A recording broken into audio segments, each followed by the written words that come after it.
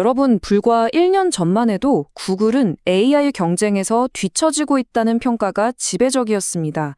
오픈 AI의 챗 GPT가 세상을 떠들썩하게 만들었을 때 구글은 코드 레드라는 비상사태까지 선언해야 했죠.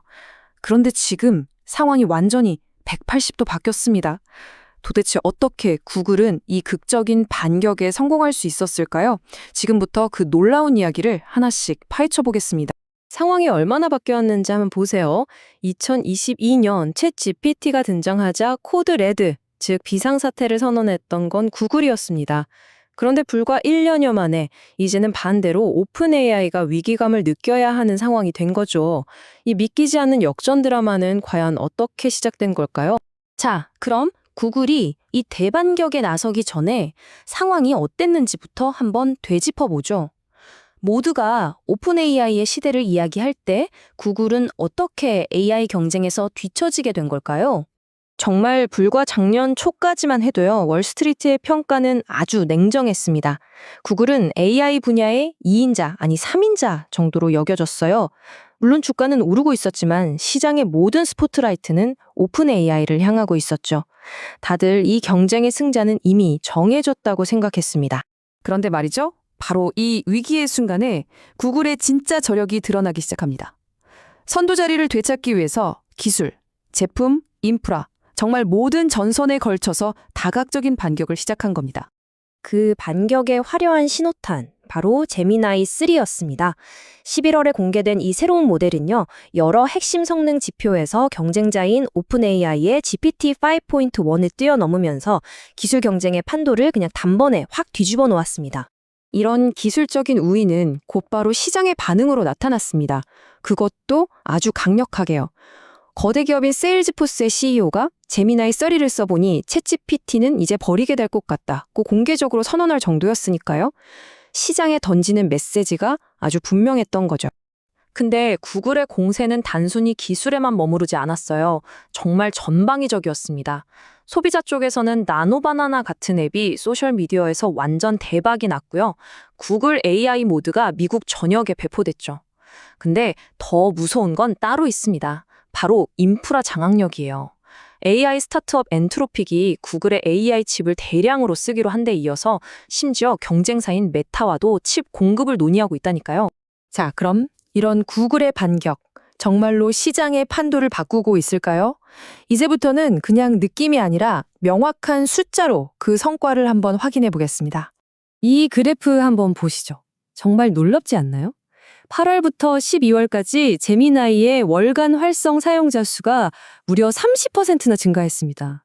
근데 같은 기간 챗 GPT는 15% 성장에 그쳤거든요. 성장 속도가 무려 2배나 차이가 나는 겁니다.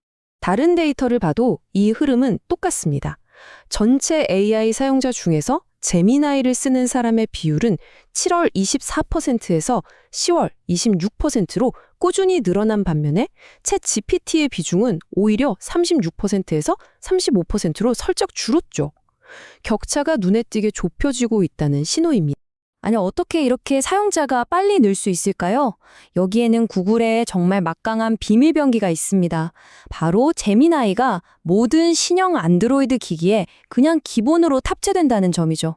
이건 챗 GPT가 도저히 따라올 수 없는 압도적인 우위입니다. 자, 그럼 늘어난 사용자가 실제 돈으로는 어떻게 연결되는지 볼까요? 3분기 구글 클라우드 사업부의 매출. 와, 151억 달러, 우리 돈으로 거의 20조 원입니다. 정말 어마어마하죠? 그리고 이 엄청난 성장의 중심에 바로 AI 서비스가 있었던 겁니다. 단순히 액수만 큰 게 아닙니다. 진짜 놀라운 건 성장 속도예요. 구글 클라우드 플랫폼의 3분기 매출이 1년 전보다 34%나 늘었다는 건 이게 지금 폭발적으로 성장하고 있다는 뜻이거든요. 그리고 이 부분이 정말 결정적입니다. 잘 들어보세요. 3분기 딱 3개월 동안 체결한 10억 달러 이상 규모의 대형 계약 건수가 그전 2년을 합친 것보다 더 많았다고 합니다. 이게 무슨 뜻이겠어요? 기업들이 지금 구글 AI를 엄청난 규모로 도입하고 있다는 명백한 증거죠. 이 차트를 보면 구글이 얼마나 영리하게 사업을 하고 있는지도 알 수 있어요. 이미 구글 클라우드를 쓰고 있던 기존 고객 10명 중 7명이 AI 서비스를 추가로 도입했다는 거잖아요. 새로운 고객을 힘들게 찾는 것보다 훨씬 효율적으로 사업을 확장하고 있다는 이야기입니다. 자, 기술, 사용자, 그리고 매출까지 모든 데이터가 한 방향을 가리키고 있습니다. 바로 구글의 화려한 부활이죠. 그렇다면 이 모든 걸 종합했을 때 우리는 구글을 새로운 AI 시대의 절대 강자라고 부를 수 있을까요? 전문가들은 어떻게 보는지 한번 들어보시죠.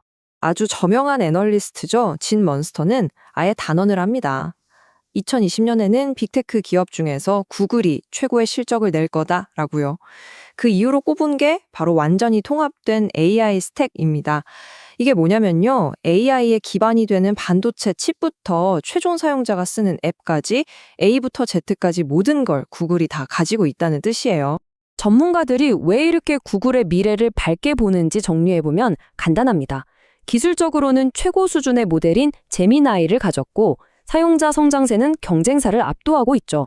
여기에다가 원래 잘하던 검색이라는 핵심 사업과 클라우드라는 강력한 인프라까지 더해지니 이건 뭐 거의 사기캐 수준의 조합인 겁니다.